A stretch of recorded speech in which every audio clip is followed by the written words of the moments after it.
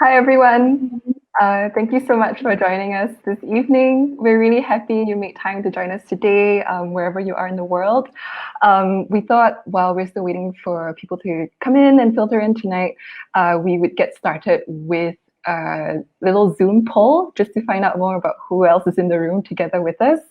So we're going to run two poll questions right now. The first one is, where are you based? In Singapore and Malaysia, or the US, or elsewhere in Southeast Asia, or the world. And then we'll have another question on whose work you've encountered before, whether it's 9 Years Theatre, SITI Company, both, you're a diehard fan, or neither, you're just here to find out more together with us. So ArtsEquator will run those two polls right now. And while we're waiting for the poll to be filled in, just wanted to welcome everyone again to Critics Live. This is a program organized by ArtsEquator as part of the Asian Arts Media Roundtable, organized in collaboration with SIFA, the Singapore International Festival of the Arts 2021. And the Roundtable brings together critics from all around the world to engage with programs presented as part of SIFA. Today, we're going to be discussing Three Sisters by 9 Years Theatre from Singapore and SITI Company from New York. And Critics Live is an open conversation for critics to discuss the recent work and hopefully open up a critical space to discuss the various responses to a work of art. This session also explores the practice of criticism in hybrid performance spaces as we respond to shows that are being presented both in venue and digitally, and explores the various choices made by artists with the mediums available to them. So I'm seeing the poll results coming in. It looks like almost everyone is from Singapore, with like a tiny fraction of people from Malaysia, Southeast Asia. And then in terms of whose work, I don't think any of our audiences have seen, some people have seen both 9 Years Theatre and SITI Company, and also some have seen neither. Oh, good to know. So how this will go today is that we'll have a quick round of introductions and first impressions. Our guests here will have a chat about things we've observed or really want to unpack, and there'll be about 30 minutes. And then we'll have a discussion together. And then the final 20 minutes, we'll have a chat with the audience, so keep your questions and comments coming. Nabila and Denise from ArtsEquator are going to be collating and collecting questions and comments from audience members both on Zoom and Facebook. We're really thrilled to have three amazing guests with us here today. I'm just going to introduce them really quickly. We have Elisabeth Vincentelli, who's a regular contributor to the New York Times and the New Yorker. She's the co-founder and co-host of the podcast Three on the Aisle. Originally from France, she's based in New York City, and it's just after 6:30 a.m. there right now. So thank you, Elisabeth, for being here with us. And then next up we have Solís, who's a culture critic, also, well, usually based in New York City, but at the moment he's in Honduras, where it is 3:30 a.m. So again, thank you so much, Jose, for being with us here today. Jose's work has appeared in the New York Times and American Theatre, among others. He's also the founder and director of the BIPOC Critics Lab, as well as the creator and host of the web series and podcast Token Theatre Friends. And finally, in a much more palatable time zone, we have Sharaad Kuttan, who's currently in KL. Cheers. I think very familiar to people both in Singapore and Malaysia. He's a print and broadcast journalist currently hosting talk shows on Astro Awani. He's also a member of the International Association of Art Critics and a regular commentator on Malaysian politics. And finally, there's me. Hi, everyone. I'm Corrie. I'll be lightly moderating today's session. I'm a researcher, educator, critic, and dramaturg based in Singapore, where I've been writing about performance for over the past decade. And I'm also a contributing editor with ArtsEquator. Okay, so I think that's enough for me for now. I really wanted first to kick things off to invite our guests to take turns and speak for about 2 to 3 minutes on their first impressions of Three Sisters. So just a caveat, except for me, all our guests watched Three Sisters through SIFA's video on demand, which is on now till the 20th of June. I managed to watch it both in the venue and also on demand. So we're really curious about how you, the audience, have encountered Three Sisters as well, whether in person or online or both. But in the meantime, before we pull that poll up again, maybe Elisabeth, you could kick us off with a couple of first impressions. For me, what was striking was the fact that if you had told me a year ago that I would be watching a play, this hybrid play that is both live in person, but also involving two companies on two different continents and two wildly different time zones, I just would have laughed. Like a year ago, that seemed like a completely, not even a dream, because nobody would have even thought that would be a good idea necessarily. But now it is what we're dealing with, and it's a new reality. And I don't think it's going to disappear either. I think this kind of collaboration is here to stay. I personally hope it is. I think it's really exciting to see different theatrical cultures and traditions collaborating on a third one, the Russian theater. There's so much to absorb and think about in this that it's almost overwhelming. So just for that, I find it really exciting.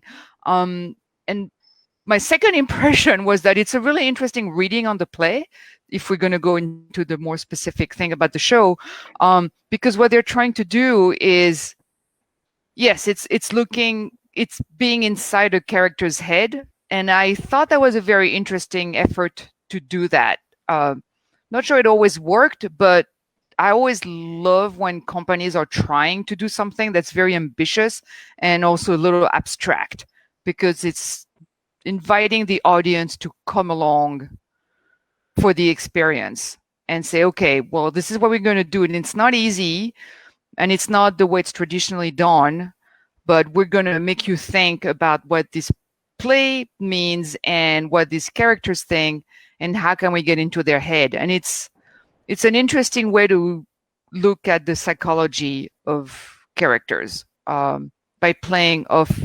technology in a way. And so I was really impressed with that. And I was impressed about the fact that after a while, you kind of forget about the technology. You just kind of go along with it, and you just forget about how preposterously crazy this setup is when you think about it, that they were 12 hours apart. I mean, it's just nuts. And I mean, nuts in the best possible way. So I would say that's my first very raw impression of I can't even say the show, but the experience and the experiment that it was. Thank you so much, Elisabeth, for sharing that with us. I really hear you on, I think, the future of what international collaborations might look like in performance during the pandemic. I was thinking of it almost feels like there's going to be a certain like pandemic aesthetic to the works that are coming out of this period, where you're going to see a lot of kind of multimedia that is textured and layered with bodies and physical presence, and thinking about how these relate and connect with each other across temporalities and time lags, sort of what we're doing here right now, where we are both present and not present. So I think it slowly, I think we're learning the shape of this space, this in-between territory. So thank you so much for sharing that. I think maybe next we could have Jose to quickly share your impressions of the work. Hi everyone, good morning or good evening, wherever in the world you are. Because of the use of the Cole Porter song that I love so much throughout the play, I kept thinking the production was, I kept singing in my head, it's delightful, it's delicious, it's depressing. Three Sisters has always been, it's probably my favorite Chekhov play, but it's really, really sad. And the way in which this production, by marrying in person, live actors in person, and then also on screens, it, for the first time, made me realize that Three Sisters is totally a ghost story. And the way that Irina was kind of decorating her life with her memories made me think a lot about one of the practices that I took up during the pandemic, which is I was trapped in my apartment in Brooklyn by myself, and I started just hanging pictures of people that I love all over my house. So I wanted them to be around me. So I was profoundly moved by the way in which the themes of isolation surfaced in this production. And now I can definitely say that if the sisters were like astrological signs, I'm totally an Irina sun with a Marsha rising, in case anyone's wondering. How about your moon sign?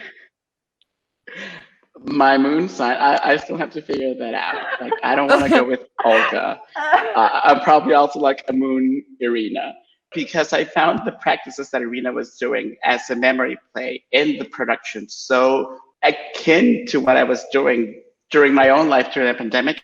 I really thought this was a terrific Three Sisters for the era of COVID-19. Thank you so much for that, Jose. I think, yeah, we really think of these ghostly apparitions appearing on the blank walls of where Irina is confined to. And I think it's quite interesting because in the video on demand, the figures are maybe a bit more spectral and ghostly, the SITI Company performers. But in the venue, I mean, they're really huge. I mean, they really dwarf the Singaporean ensemble. So I think there's a slight difference in encounter, but it's also really cool that you can read it both ways. And I really hear you on yeah, to continue the idea of the pandemic aesthetics. You know, the yearning that Irina has for Moscow is and thinking of her like in quarantine in this tiny claustrophobic space, even if we can't imagine the huge expanse of Russia and what it means to be in a very far removed provincial town striving for a kind of upward mobility. Maybe there's a bit of that, right? The yearning for a certain kind of freedom or liberation, something that I was also thinking about. So thanks for sharing that. And here's to Irina Sun and Marsha Rising. Thanks, Jose. And finally, maybe Sharaad, you could share with us what you were thinking about. When it comes to first impressions, and it's something that in some sense came to me at the end of the production, was, wow, they put this play together and there's actually a festival going on in Singapore. And I must say, it is extraordinary that, you know, this investment in the arts and culture is actually still happening when, you know, in many parts of the world, the arts are totally forgotten or marginal to the kind of mainstream response to the pandemic. So you know, applause to everybody who's, you know, involved in this. I think that's extraordinary. Myself, I mean, as somebody kind of watching theater, I guess I'm either really drawn in and then I try not to think too hard while the show is going on.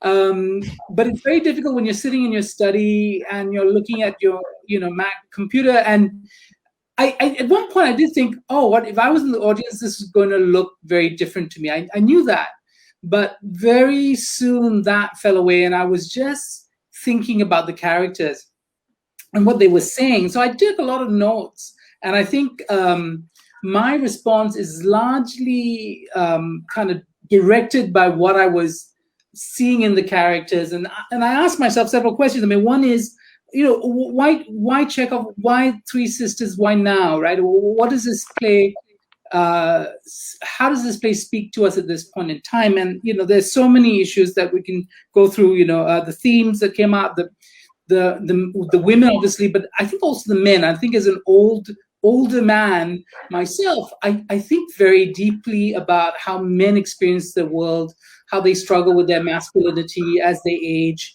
And so, you know, the Baron and Andre all become very interesting characters for me. Beyond that, there's this, I think it was the technology, right? The technology and its choices. I did ask myself at one point, what do the directors want us to believe? What fiction do they want us to somehow embrace in the world that they were, you know, presenting to us? What did it mean when the projections disappeared? Did it mean that, you know, Olga or Marsha or the Baron disappeared, or were they still in the room? And was it a room and all that? And, you know, and what about the very conventional use of the ladder, you know, the use of props? I mean, you know, at one point, I think some of the characters go under the table or they hold chairs. I think this was when Irina was, and that fella Vasily, who seems to have another name as well, were struggling with each other. So there were these kinds of moments. The other thing that struck me was the language. I mean, I think it's so hard not to try to figure that one out. The Mandarin English, the Russian, for us watching it video on demand, the subtitling, and then feeling at so many reviews. It's like, like a Joseph Conrad novel. It's like you heard something about somebody who said they heard something. In some ways, the pandemic only accentuates what we've already been encountering the last 20 years, this virtual world, and we've come to take this for granted. We can have very deeply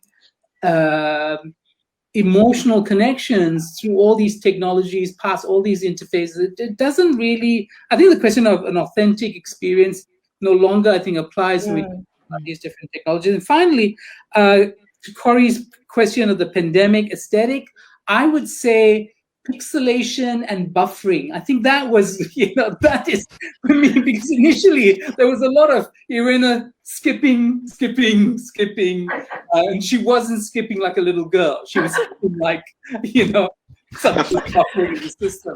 So yeah, there you have it. Yeah. Thank you so much for sharing that, Sharaad. Yeah, absolutely. I think the glitching, the pixelation, the time jumps, all new kinds of vocabularies almost. For the digital age. And I really hear you. I think a lot of companies are trying to think, okay, if this is going to be us for the long haul, and we want to continue to have people share in this presence, participate, in the communal space of the theater, what other approaches can we appropriate or adopt or adapt that can keep our craft and art going? So I think, that's something really to think about. This kind of slowly, I think we're finding vocabularies and ways where at the beginning, I think maybe all of us a bit thrown, like, are we watching film? Are we watching theater? I think now I feel like everyone's a bit more settled into the kind of vocabulary. It's interesting that you bring up the idea of vocabulary and theatrical vocabulary, because the SITI Company is very, very much rooted in theoretical practice of theater.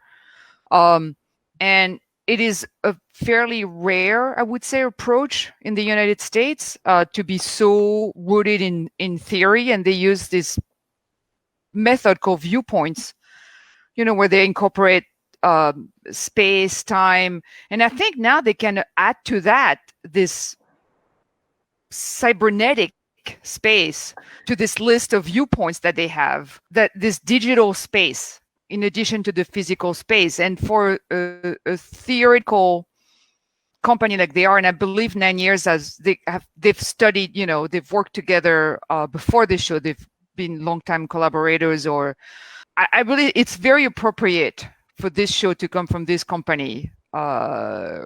I think they're going to add the digital space to their list of spaces that they're interested in. Yeah, and I think it's really interesting because I think, the companies who are so also grounded in physicality in the body, I was watching some of their earlier videos, and there was this, resistance, like, oh my God, we have to do this online. Because I think there was a lot of, I was just listening to some of their interviews and discussions together.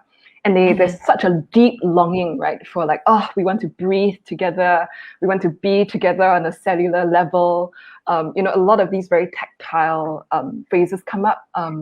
And I think even there's an interview that the festival director Gaurav had with Anne Bogart, where she talked about how much she hated Zoom, but yet, they are doing these 2-week online workshops together. So I think there's an ambivalence, but also kind of a working out like, how do we feel each other and have these like cybernetic viewpoints together on screen. And it feels very strange to watch their earlier publicity videos for Three Sisters, where they were actually in a workshop together and touching each other. It's quite profound watching it now. So this is a question that Sharaad and Elisabeth came up with yesterday. If we could cue the poll now, questions 4 and 5. We're very curious, since Jose has talked about how he has his sun and rising sign. We're very curious, which sister are you, audience members? Are you Olga? Are you Masha? Are you Irina? or are you actually Andre? And finally, we're also really curious what was most striking to you about this production. We've listed some things, but feel free to add on your comments in the chat, and Nabila and Denise will pass it to us. Further to what Elisabeth was just talking about, I'm curious to hear from Jose and Sharaad when thinking through kind of physicality of the body, and if you've seen SITI Company or 9 Years, maybe could share a few more thoughts on that. I personally found the very last moment to be the most heartbreaking moment, because it's that time when we realize that the sisters, although they're sharing the space, technically, they cannot embrace, they cannot hug. And it's that lack of touch, which made me think so much about when people were telling me, for instance, for my birthday last year, do you want to have a Zoom party? And I was like, what's the point? I can't share my cake with all of you. And in terms of the physicality, and Sharaad had talked about props and about the objects, I also found it so fascinating how we constantly saw the nanny, which I think, Corrie, that's my moon. I'm a moon nanny.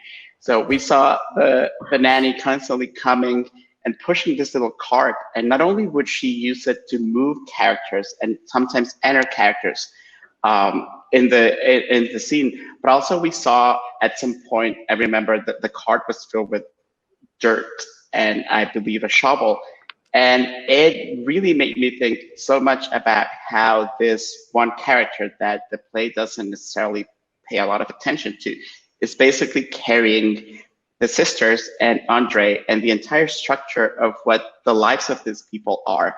And it also made me think about how during the pandemic, people who had retired had to go back to work and had to be doing things like the nanny was doing in the production just to keep alive.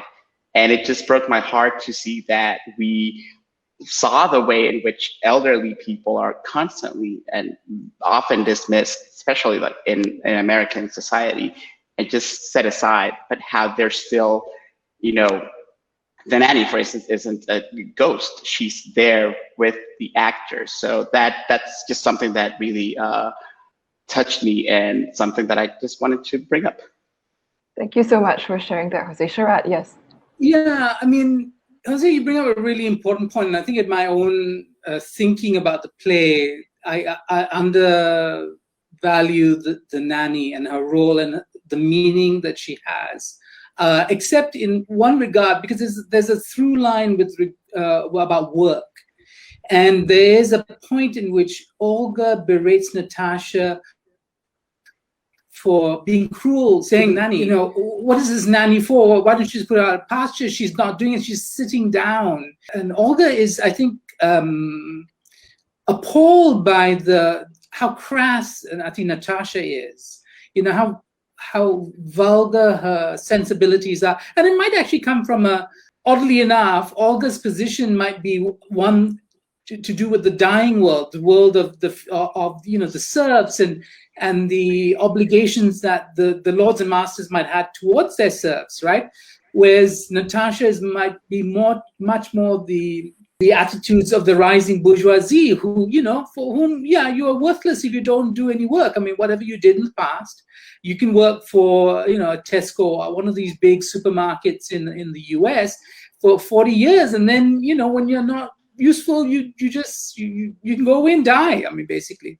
So yeah, you're absolutely right. She's actually very important in the story, I think, of that. But very quickly, I just want to say something Corrie talks about in terms of the production values, which is film, right? So I did think at one point, why not, when there was a close-up, because I think what the strategy seems to be here is to shoot it as if you're in the auditorium. Whereas if you're actually looking at the future of these kinds of collaborations, maybe it's not, that shouldn't be the point of view. I mean, it should be the way in which film is, right? So every time there is a close-up, which you would never have if you weren't sitting in the auditorium anyway, right? You'd never get a close-up of Irina's face. We had that, and they used that. So maybe a much more filmic strategy in order that it becomes a much more intimate experience for those who are not in the auditorium. It becomes a quite different thing, rather than attempt to mimic the video, the filming of the performance, as if we were members of a live, kind of members within a live audience in an auditorium. Yeah, I thanks for sharing that, Sharaad. I think I in watching it twice, it was interesting that I think the VOD maybe shifted my perspectives on the work slightly. I have to admit, when I went to see the show in the venue, it took a while to orient myself to the ways in which performers were relating to each other, right? Through the really two-dimensional SITI Company members who for a while seemed really, you could only see like their shoulders and their arms really pinned to their sides. So for a long time, they felt really trapped, whether intentionally or not, I'm not sure. And I was also relieved when they like broke out of the square and they're like, oh my God, okay, they can have a picnic now, you know, they're free, they can have a party. I spent really, I think, a long time trying to sit with that cognitive dissonance. And also because the Singapore ensemble, who really have trained for many years together, actually this is their 9th year together, so 9 years old. You can see, you know, how they move together. And it's only when I got to watch the video that I got to pay attention to the physicality of the Singaporean performers, where in the live venue they'd been kind of like dwarfed by the technological intervention. So, you know, it was really lovely to even see like the facial expressions flit across Mia's face. Mia plays Irina. And also even to see like the detailing on the costumes done by Ji-Ying and Jacqueline. And I know they spent a long time working with the texture and the color palette of the costumes. And I felt really sad that they couldn't like, you know, really fit it to the bodies of the performers. So I actually did appreciate that the VOD allowed me to pause on those details. I'm not sure what Elisabeth and Jose also felt, having only watched the video. I have a I don't know if it's like a trick or a game, or I don't know what to call it, that I play when I'm watching digital theater. And it's that every time that the camera is doing, you know, using cinematic language, right, with the close-ups, what I do is that if I'm home, I pretend that I'm in a theater and I get to skip around and sit in the balcony, and then I can sit in the mezzanine, and then I can sit in the orchestra, and then I can sit on stage. And I feel like I'm a ghost of the theater, although no one can see me, and I'm just like jumping from seat to seat. Because one of the other things that allowed me to, you know, imagine and to realize, especially with this production, was what a wonderful marriage it is of literature. Because when it starts, we're almost getting like stage directions like said to us, right? And then it's a beautiful marriage of literature and film and theater, and how very much each medium is almost like one of the sisters. And as much as we would love to, I don't know, like turn all of them into this one happy, perfect medium, that's impossible. Like each medium is doing their best, and each medium is satisfying, you know, different needs in us and in the production. So that's where my mind went. I was like, I wonder which of the sisters is film, which sister is theater, and which sister is literature. And Natasha is TikTok. Well, like, she's the Real Housewife of regional Russia. She's yeah. Sorry, Elisabeth, go on. Yeah. No, that's it. I've done my job. We have a comment from someone in the audience, from Naeem, who says that we should also note that the actors were masked. They were masked in the live performance. They were actually wearing a kind of translucent mask. And he said, I was able to enjoy the wonderfully expressive faces for the live 9 Years Theatre actors when watching the video on demand. So that was, I think, nice to see, because really when you're watching in the theatre, they really had to adapt to a lot of, because the COVID cases in Singapore were spiking just at that moment. So they really had to react to a lot of safe management measures in the lead up to the work that they hadn't quite counted on. So that's one thing. I'm curious to hear about, I think we touched on this a little bit earlier, I think maybe with Sharaad, thinking about the multilinguality of the work. And I also know that Elisabeth talked about how in the US at least, Chekhov is pretty common, whereas here maybe not so much. So I wanted to hear a little bit more from each of you, whether it comes to, you know, why stage Chekhov, and also thinking about the multilinguality of the play. I think for me, I mean, when I first started seeing Chekhov play, a long time ago. I remember that I did not like them at all. I remember when I first started getting into or seeing Chekhov, I was so bored and so frustrated by every single character. They all, like in every play, they all drove me crazy. But I think it's a playwright where the more you see it, and it feels counterintuitive, but the more you see it, the better it gets. Because you start recognizing the patterns and how each production deals with them.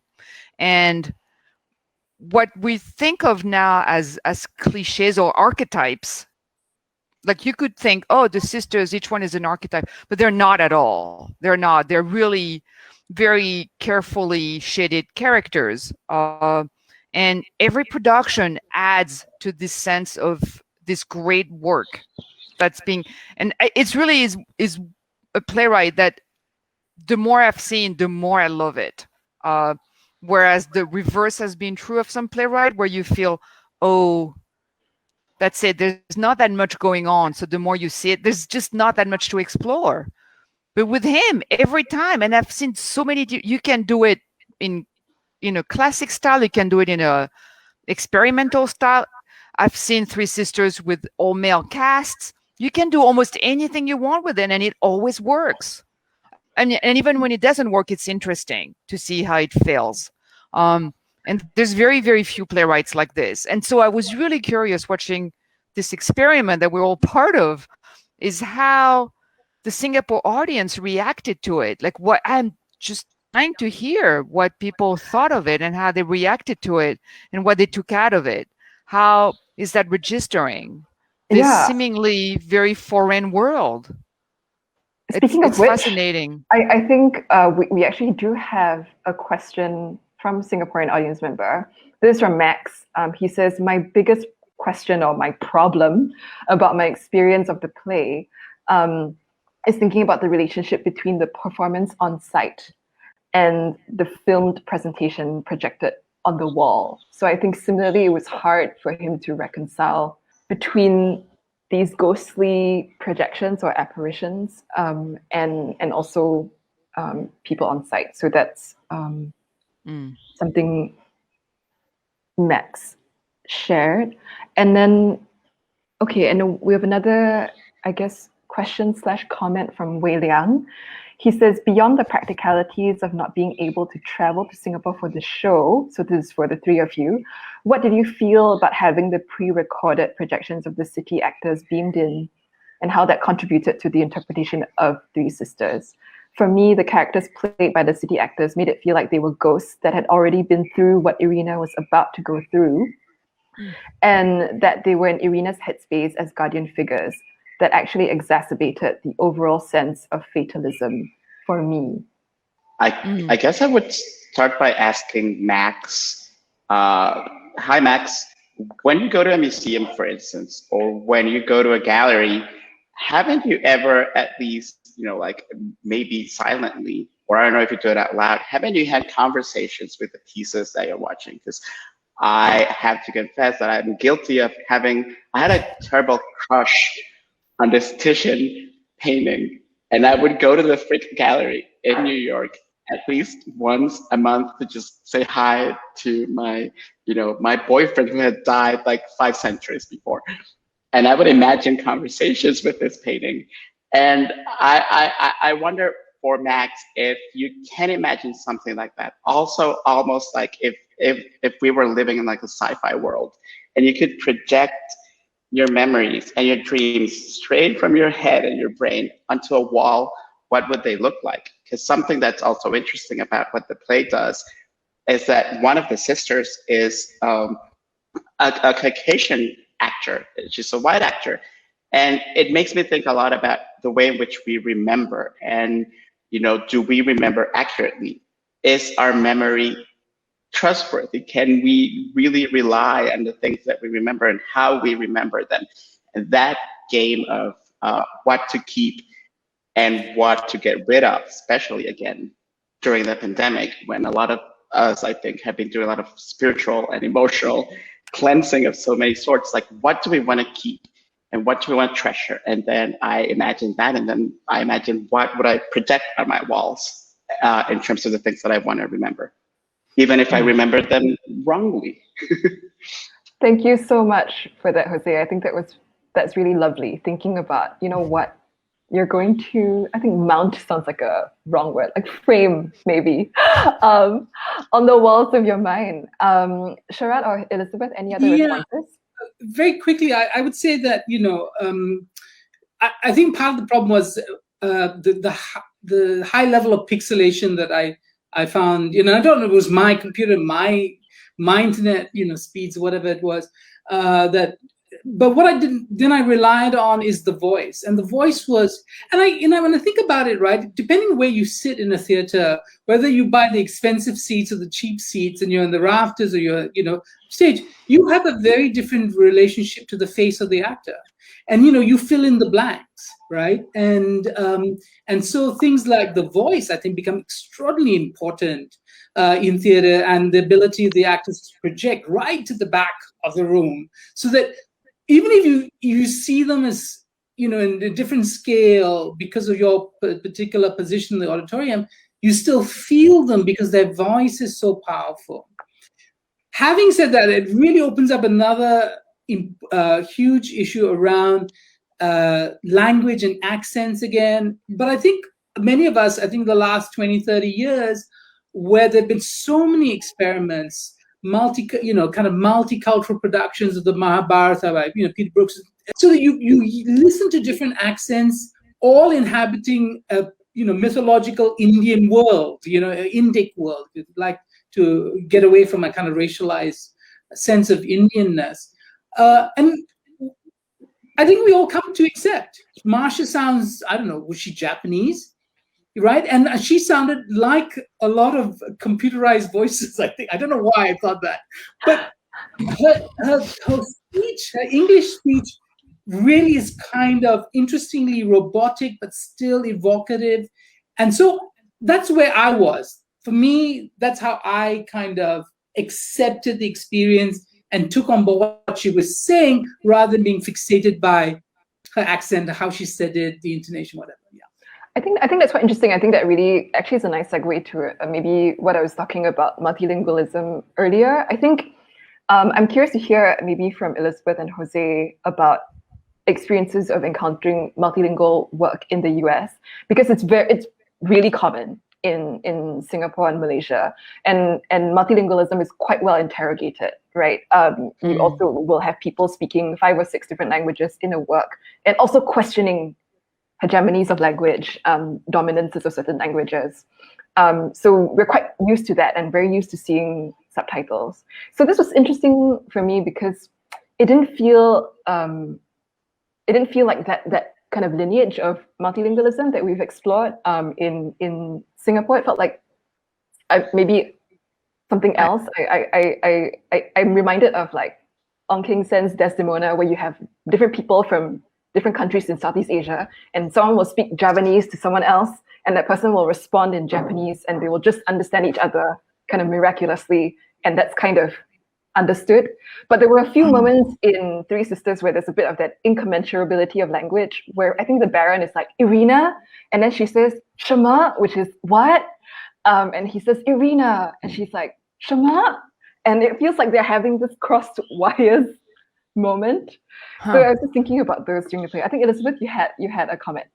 No, I was just going to say that I think the United States is woefully behind on that. I'm stunned that there's not more of multilingual or even just bilingual theater. I think it's a disservice to the audiences. I think it's really shameful, and it's cutting yourself off from so much. There are various theater companies doing, you could have theater companies doing all their work in Spanish, but you don't have that sense of mixing things up similar to what you just talked about. I think it's starting. I mean, it's not starting, but it's getting better. But I feel like everybody's in their own little world in a way. And I mean, I love there's a Spanish language company in New York called Repertorio Español. And I don't speak Spanish at all, and I love going to their shows. And but it feels like everybody's is in their niche. I find that really frustrating. And you would think in a city like New York, you would see more plays using that multilingual approach that you're describing, but I can't really think of any, and that's very frustrating to me. I think it's a very underexplored. It's just insanely stupid, I think, to be cut off from so much. I really do think so. Thanks for sharing that, Elisabeth. So question 5 we have from Naeem again. He's curious about what the panel felt about the fact that we could only see 3 SITI actor projections at one point, even though there were sometimes a lot more characters in a scene.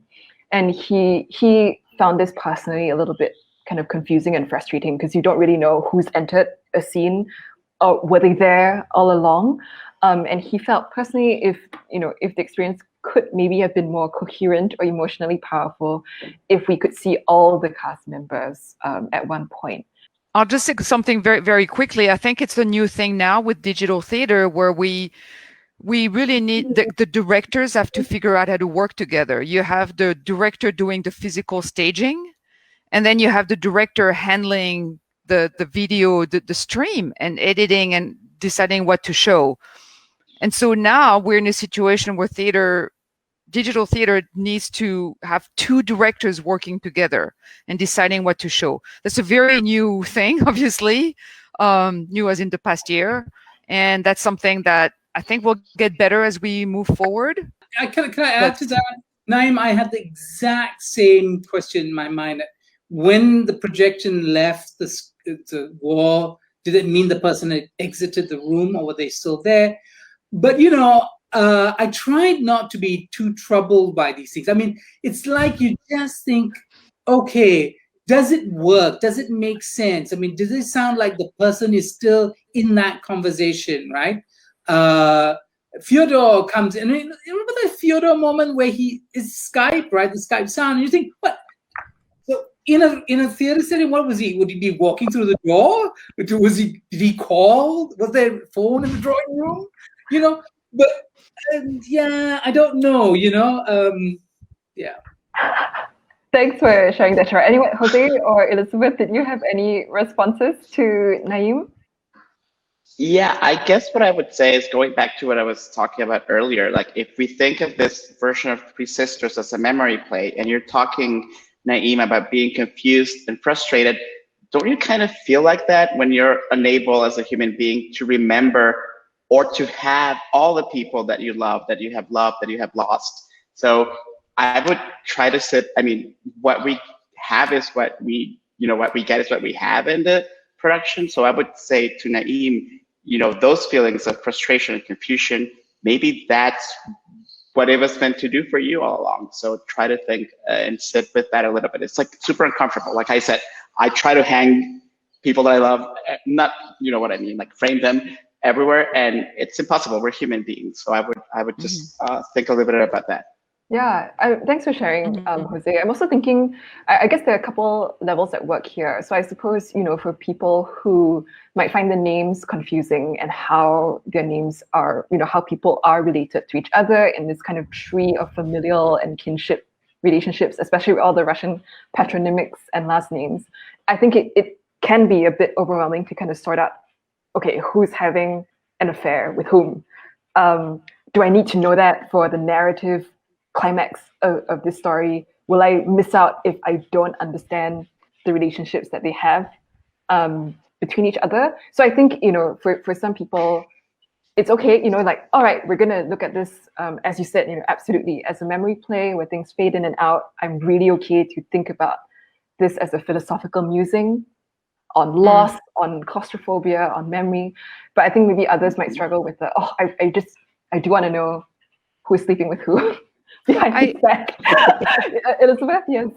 No, I think it's like a very different philosophical approaches to theater. Like you have some people who are fine with being a little puzzled and flummoxed, and then you go with the flow. And then you have others who feel that not understanding something is very frustrating and very alienating, and that immediately puts them out of the show. The show is rejecting them. They can't be part of it. You can be a different person depending on the show. I mean, sometimes I love being completely perplexed by a show, and sometimes it drives me crazy if it's another show.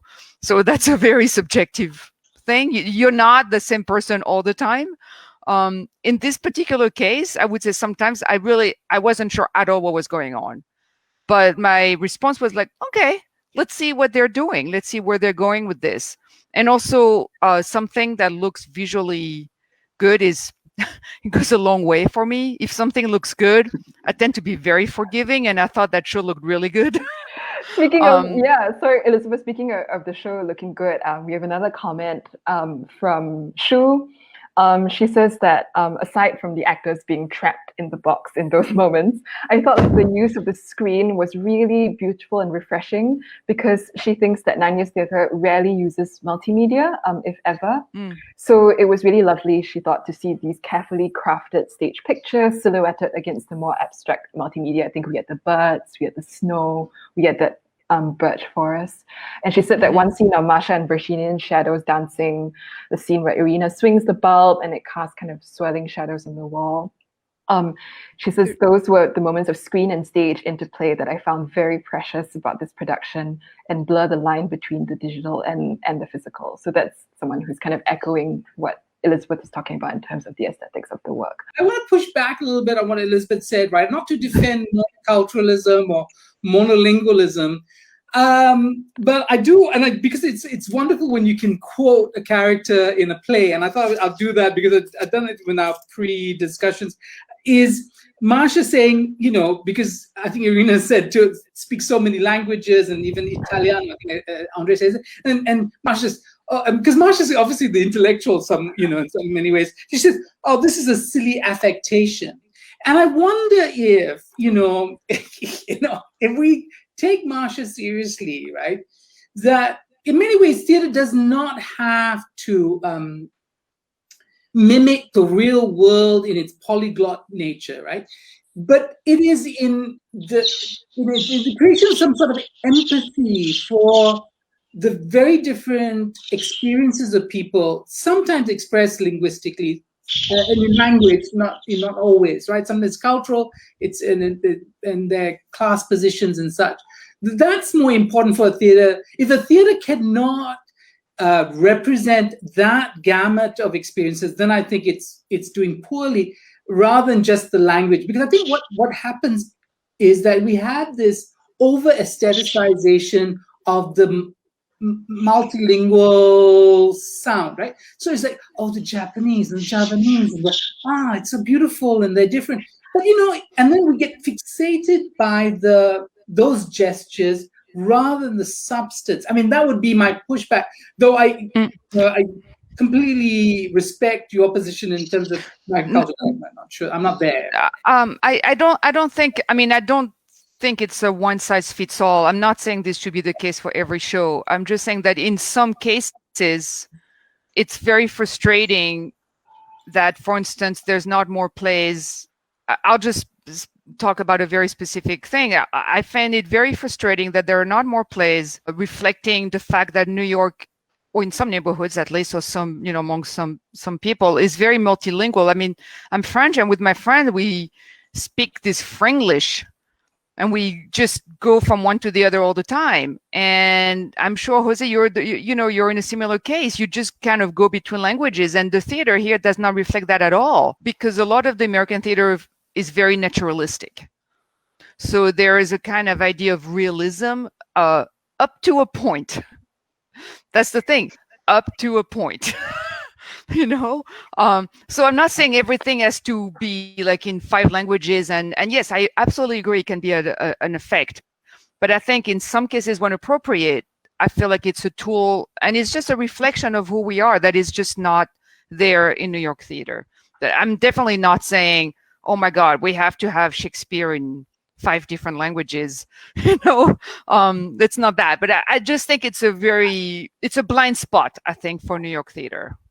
I would even say even beyond New York theater itself, which as a native Spanish speaker, and English is my second language, I find New York theater to be extremely provincial. Like there's not a lot of options for people who speak more than one language. Mm-hmm. And for instance, I've always wondered, why can't Broadway do what the opera does and get those little screens and have subtitles for tourists? Like, I mean, tourists come from all over the world to go to see Broadway shows, and we don't even have that. So that's, that's nonsense to me.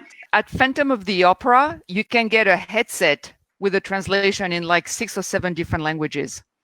It's the only one that I can think of. A bit of Singapore history.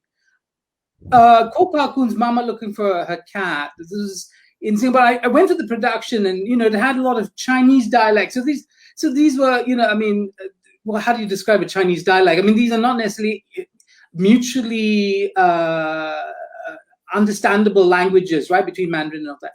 But what Chua Beng Wat, who was my professor at university in Singapore, said to Ko Pa Koon was that, interestingly, Mandarin is the language, and like English, is the language which everybody has a stake in, or they have a buy-in. And so actually, in some ways, these hegemonic languages are much more democratic.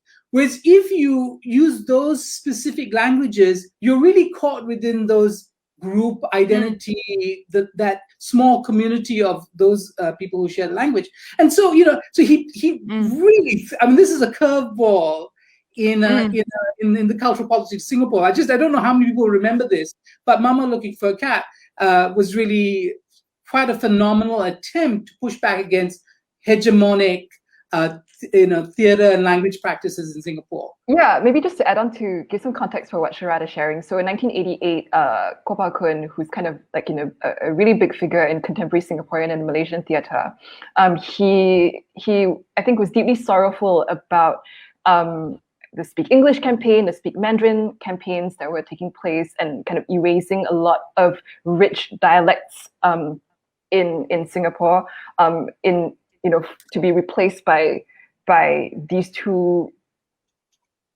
other languages which have their own baggages, right? I think Mandarin, Chinese, and English.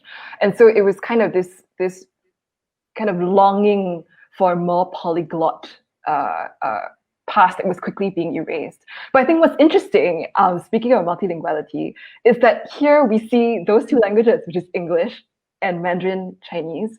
And in fact, I think one of 9 Years Theatre's big pushes is to speak like Mandarin Chinese in a standard diction that doesn't really sound like the colloquial Mandarin we use in Singapore.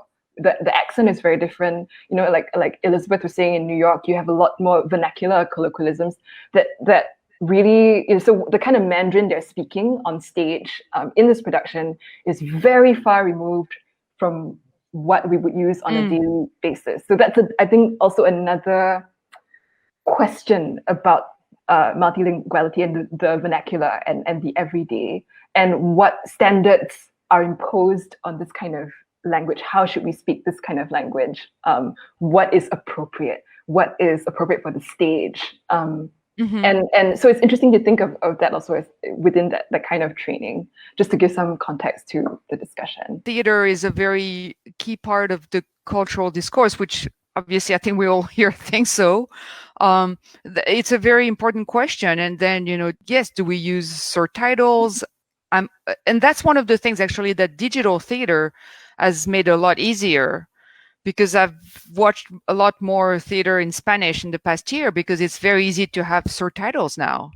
And to watch that, it's a lot cheaper than having maybe installing surtitles, machines or whatever they are on stage. Now you can just have surtitles in your stream. So that has been, in terms of access, and again, just the fact that we were all watching a collaboration between these two companies with subtitles in 2 languages. I just love that. And frankly, yeah, if you had told me that like a year ago we would be doing this, I mean, it blows my mind. It really does. Thanks for sharing that. And love it. Yeah, and I think another thing I really appreciated, about the subtitling is that in the past year or so, I think Singaporean theatre has really wised up to access requirements. So you'll notice that a lot of the music is described as melancholy or triumphant or military, And I think there are a lot more access entry points built into work, and especially so with the video on demand pieces that I really appreciated. So kudos to SIFA and the team for including that. We have a comment from Clarissa.